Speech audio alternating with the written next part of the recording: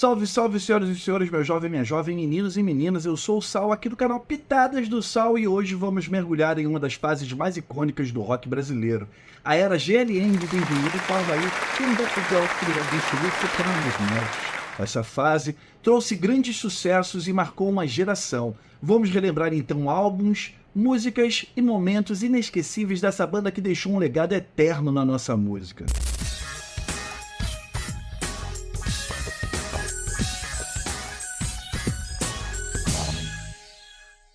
Bom, para início de conversa, os Engenheiros do Havaí começaram em Porto Alegre, em janeiro de 1985, e contava em sua formação com Carlos Maltz na bateria, Marcelo Pizzo no contrabaixo e Humberto Gessing na guitarra e nos vocais, e tinha ainda o Carlos Stein, que depois foi para o Nenhum de Nós. Bom, dito isso, vale lembrar que foi a formação com Humberto Gessinger, Augusto Lix e Carlos Maltz, a chamada GLM, que consolidou a banda no cenário nacional. Esse trio esteve junto entre 1987 e 1993, período em que lançaram álbuns que são verdadeiras obras-primas do rock brasileiro.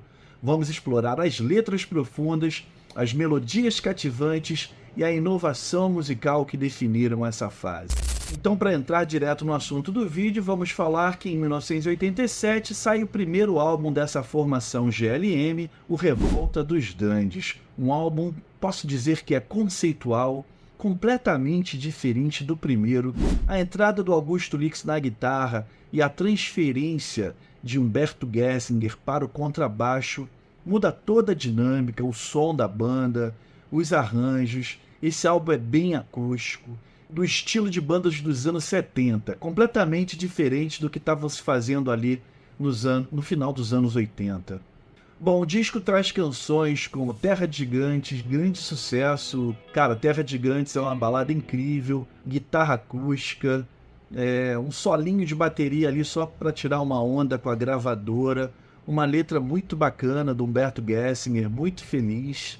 A frase "a juventude é uma banda numa propaganda de refrigerante" marcou a época, e é uma canção que vale muito a pena e marcou, né, os anos 80 e os Engenheiros do Havaí definitivamente.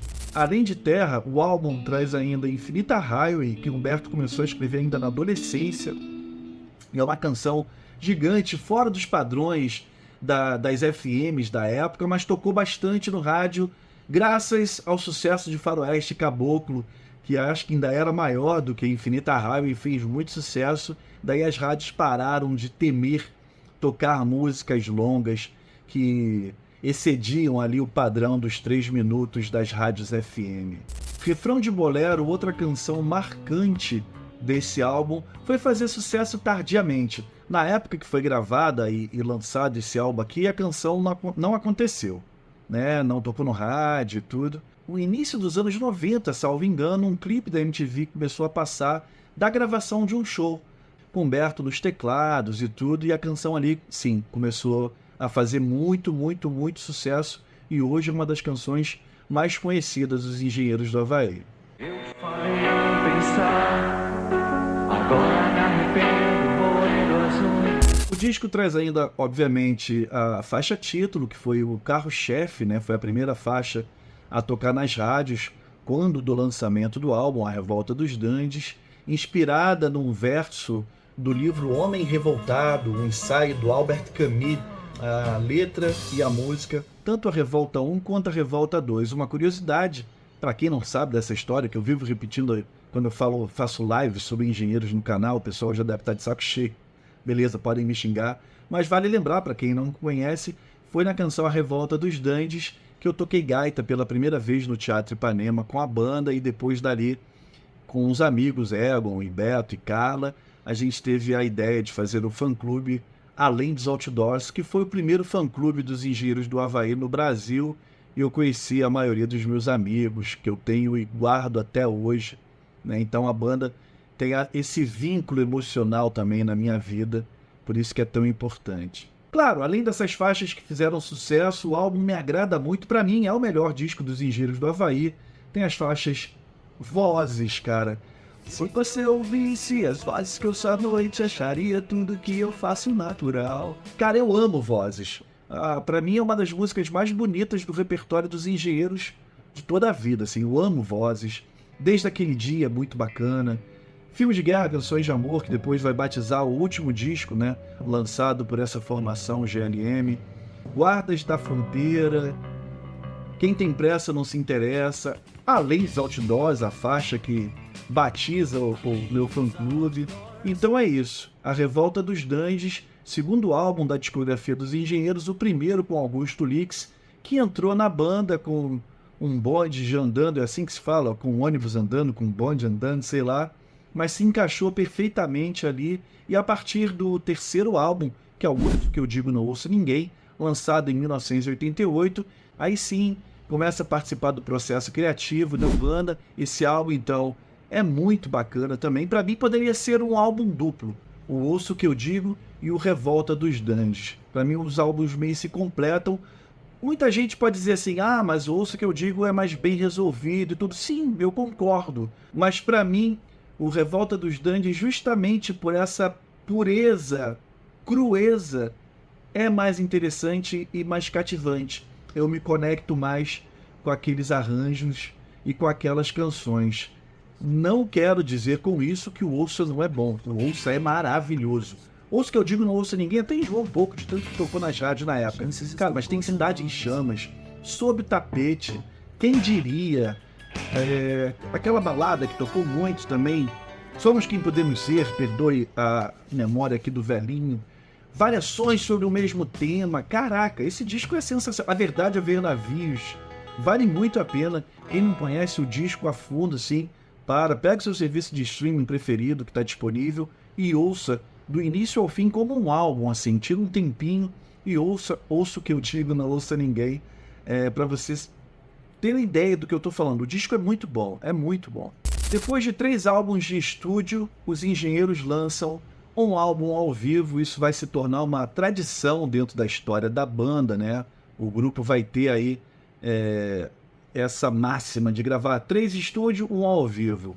Então, em 1989, eles lançam o álbum Alívio Imediato, gravado no Canecão, né? Eu estive presente, tive a honra e a felicidade de estar presente em todos os dias que serviram para a gravação desse álbum. As 2 músicas de estúdio, eu cheguei a acompanhar os ensaios no Estúdio Retoque, que é Alívio Imediato e Não à Deriva. Essas 2 aparecem no álbum em suas versões de estúdio, porém eles tocavam ao vivo no show, né? No show do Canecão lá, saudoso Canecão. Cara, e o show era sensacional. Quando eles chegaram nessa turnê, o Alívio Imediato, só para vocês entenderem, ela é uma extensão da turnê do Ouço Que Eu Digo, Não Ouça Ninguém. E os Engenheiros nessa época faziam muito show, muito show. Em 1988 eles tocaram em todos os lugares do Brasil. Cara, aí quando eles chegaram no meio do ano, em 1989, no Canecão, para gravar o álbum Alívio Imediato, cara, eles estavam na ponta dos cascos, como se fala. A participação da plateia é incrível, a produção é do Marcelo Susequinde, que teve a ideia de microfonar a plateia, porque ele viu que a plateia era uma parte importante dos shows dos Engenheiros do Havaí. Os Engenheiros do Havaí, cara, esse álbum mostra muito, esse álbum é importante para mostrar a força que os Engenheiros do Havaí têm ao vivo, né? As interpretações intensas, os grandes sucessos, outros mais conhecidos por quem é fã dos Engenheiros do Havaí. Tem músicas que ficaram de fora do repertório do álbum, né? Eles executaram. O fã-clube Além dos Outdoors teve o privilégio, né, e a exclusividade de gravar em VHS um desses shows no Canecão.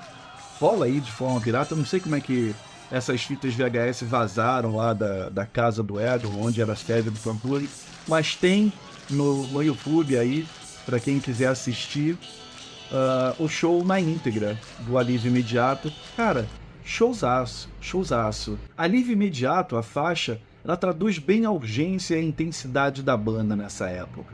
Daí chegou o ano de 1990, veio o Papa é Pop, um dos mais populares, não, o mais popular dos Engenheiros do Havaí, o disco que mais vendeu. Traz hits como a faixa Era um Garoto, que como eu amava os Beatles e os Rolling Stones, que tocou muito na época, e depois nunca mais saiu do repertório dos Engenheiros do Havaí. A própria faixa título, né?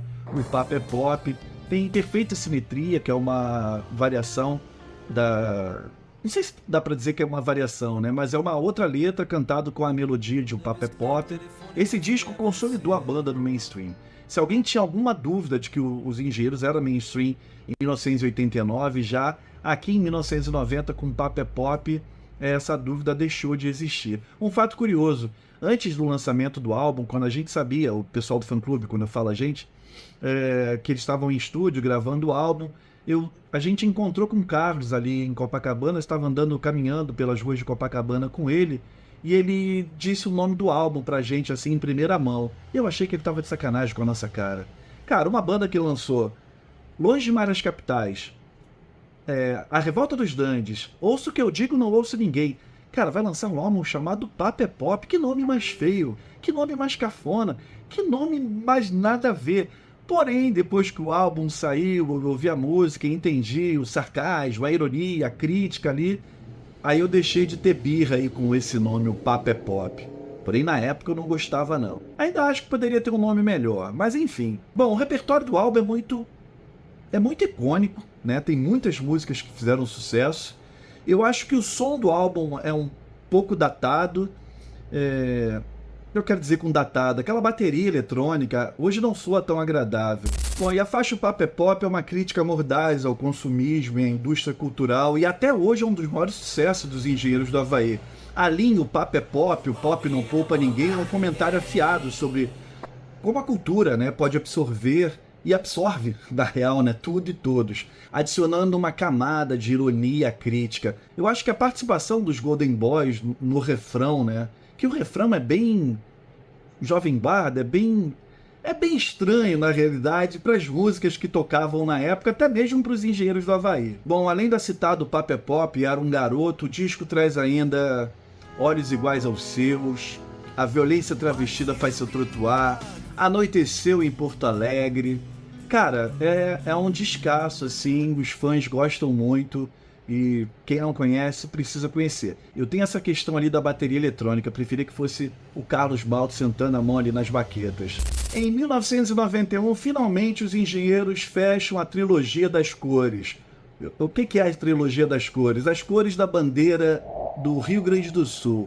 O Revolta dos Dandes tem a cor amarela, o disco Ouço o Que Eu Digo tem a cor vermelha, e era para eles fecharem a trilogia com a cor verde, que compõe as três cores da bandeira do Rio Grande do Sul, porém demorou aí, somente em 91 que eles lançaram um disco verde, que é o Várias Variáveis, um disco para mim que soa muito agradável até hoje, ele não envelheceu, eu gosto das canções, muitos fãs dos Engenheiros redescobriram esse disco, né, de valorizarem, assim, na época não falarem tanto.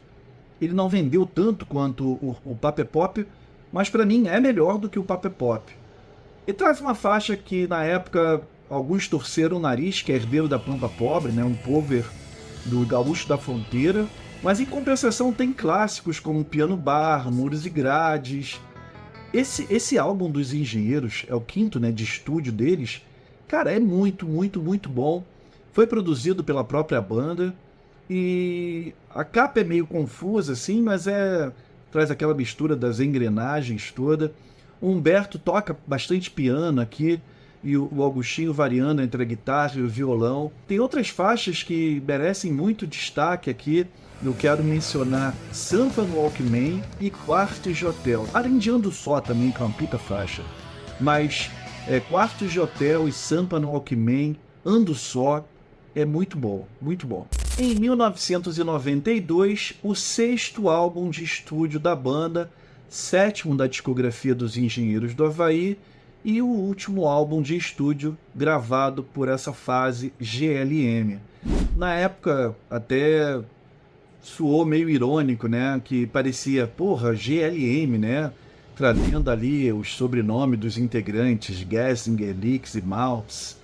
E pô, a banda tá unida, não sei o que e tal. E não era o caso. Eu acho que é o disco onde eles estavam mais separados em estúdio, né? Cada um gravava em horários diferentes. Parecia os Beatles na época do álbum branco. Na turnê do álbum anterior, Várias Variáveis Tour, o clima entre os integrantes da banda foi ficando cada vez mais pesado ali.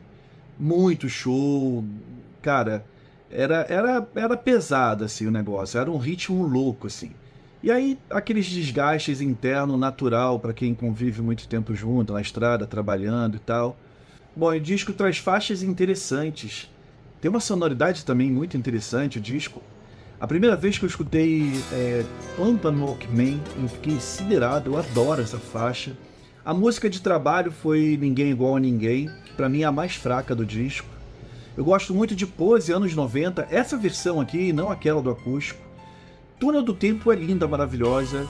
Beijo pra Túnel do Tempo, eu queria botar Túnel do Tempo num potinho, assim, eu amo Túnel do Tempo. No inverno fica tarde mais cedo. Porra, que música bonita, cara. Música linda. Tem duas parcerias do Humberto Gessinger com Augusto Lix, que é Canibal Vegetariano Devora Planta Carnívora, né? Só o nome já é uma sacada muito bacana. E Parabólica, que é pra filha do Humberto, a Clara, né? Que acabara de nascer. Tem ainda a Conquista do Espelho, Problemas Sempre Existiram, A Conquista do Espaço, Chuva de Containers. Cara, foi infelizmente uma despedida, mas uma despedida à altura, assim, dos estúdios, né? Porque no ano seguinte eles lançariam ainda mais um álbum gravado na sala Cecília Meirelles, no Rio de Janeiro, no centro do Rio de Janeiro. Eu tô falando do álbum Filmes de Guerra, Canções de Amor, gravado ao vivo durante 3 dias na sala Cecília Meirelles. O primeiro dia não foi aberto ao público, somente o pessoal da parte técnica, os profissionais de gravação participaram. Eu tive o privilégio de assistir. Estou tentando me prosear com essa informação? Sim, talvez. Mas eu estava lá com meu amigo Nélio, minhas amigas Gislene e Claudine, assisti uma gravação, por exemplo, de Mapas do Acaso, de Ando Só, Exército, com a orquestra regida por Wagner Tiso. A primeira vez que eu escutei Mapas do Acaso, eu fiquei todo arrepiado. Cara, era muito, muito lindo. Foi a primeira vez que eu ouvi a canção ali de fato, né? Eu fiquei impressionado, assim, com os arranjos, com aquela canção diferente. Uma pena que não fez sucesso na época. Aí sim, nos outros 2 dias seguintes foi aberto ao público, mais especificamente aos fã-clubes. Foram feitos diversos convites, né, para os fã-clubes, principalmente do Rio, de São Paulo e tudo, que estiveram presentes nos dias 6 e 7 de julho. O disco saiu em outubro de 1993. Depois de 3 álbuns autoproduzidos, esse teve a assinatura do grande Maírton Bahia, né, que contou com aquela produção minimalista do Maírton, que privilegiava o tratamento acústico dos arranjos.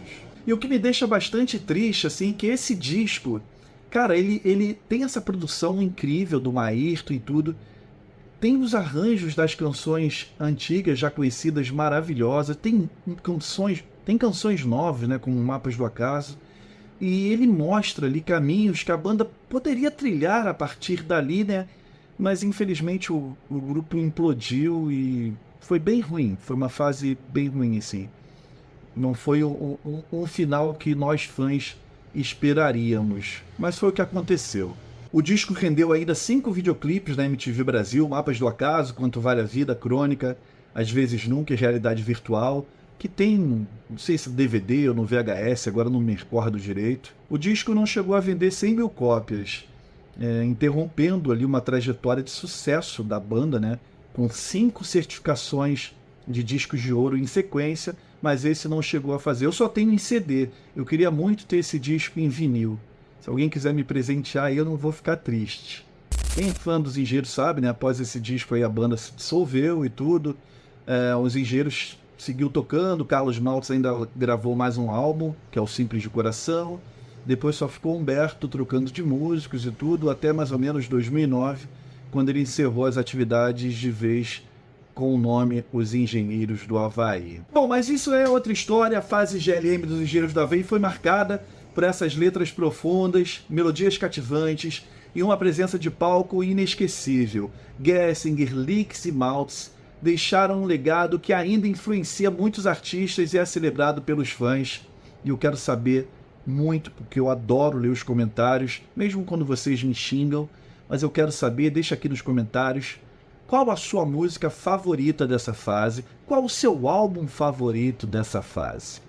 Não se esqueçam de curtir, compartilhar e se inscrever no canal para mais vídeos como esse. E antes de eu desejar até a próxima, não deixe de conferir, caso você não tenha assistido e é muito fã de rock nacional e Engenheiros do Havaí, as lives sobre os Engenheiros do Havaí que eu já fiz aqui no Pitadas do Sal, com a participação do Alexandre Lucchesi, do Fabrício Mazocco, do Augusto Lix, do Carlos Maltz. Tem uma infinidade aí de lives para vocês curtirem e ouvirem boas histórias dessa fase. Valeu, até a próxima!